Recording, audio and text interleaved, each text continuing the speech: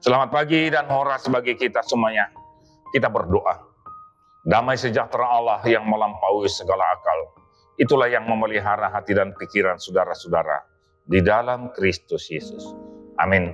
Saudara yang dikasihi Tuhan Yesus, firman Tuhan hari ini Senin 2 Maret 2026 diambil dari Yehezkiel 3 ayat 17. Demikian firman Tuhan.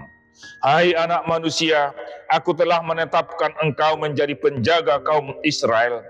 Bila mana engkau mendengarkan sesuatu firman daripadaku, peringatkanlah mereka atas namaku. Yahwa anak ni jolma, nunglah babak kito, bahen si parmahan hala Israel.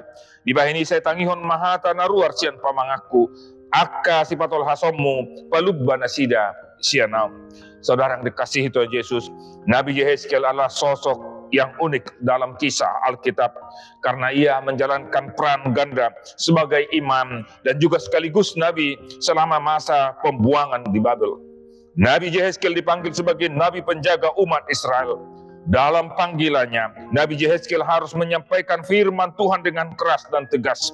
Tugas utamanya adalah mendengarkan firman Tuhan dan memperingatkan orang lain tentang konsekuensi dosa serta ajakan pertobatan. Ia adalah tanggung jawab rohani untuk membawa keselamatan dan berkat. Panggilannya sebagai penjaga seperti penjaga dan gembala di tembok kota yang selalu mengawasi, dan kita dipanggil untuk mengamati, peduli, dan menyampaikan pesan Tuhan kepada manusia. Peringatan yang diberikan Tuhan bukan berasal dari pikiran pribadi, melainkan langsung dari mulut Tuhan kepada Nabi Yeremia. Tugas penjaga adalah menegur kesalahan, memberi peringatan akan dosa, dan menuntun orang untuk kembali ke jalan yang benar. Ada pertanggungjawaban di hadapan Tuhan jika kita mengabaikan panggilan dan diam ketika seharusnya menegur orang-orang berdosa. Sekarang semua kita adalah gembala dan penjaga dalam kehidupan umat Tuhan, khususnya hamba-hamba Tuhan. Apakah masih mampu seperti Yehezkiel untuk menjaga dan memperingatkan umat Tuhan yang telah jatuh ke dalam dosa? Atau kita terlena tidak berbicara karena kita telah terlibat dalam permainan dan kehendak dunia? Saudara yang dikasihi Tuhan Yesus, itu punya konsekuensi. Kalau kita disampaikan, kita akan lepas. Tapi kalau tidak, dosa akan kita tanggung. Di Dokter Puksadarion, ia hona ni jolmanung mahababa kito bahin si permaan hala Israel.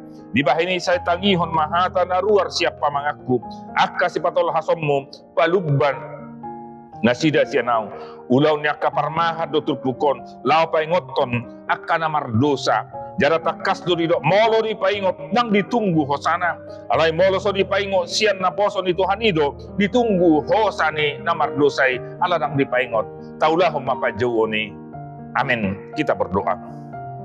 Ya Tuhan, di pagi ini kami bersyukur atas firman-Mu yang telah menyapa kami, supaya kami sebagai hamba-Mu adalah penjaga untuk menyampaikan pesan dan firman-Mu, menyampaikan teguran pada orang-orang yang berdosa, menyampaikan suara kenabian di tengah bangsa kami dan juga di tengah dunia.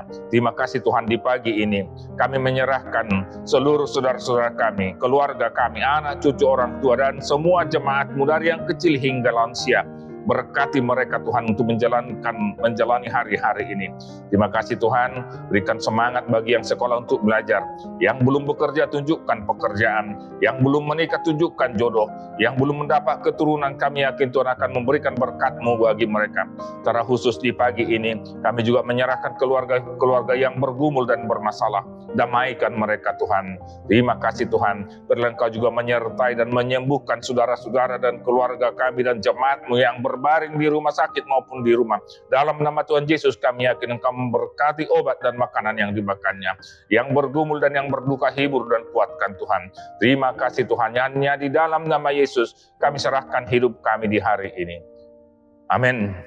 Tuhan Yesus memberkati. Horas HKBP.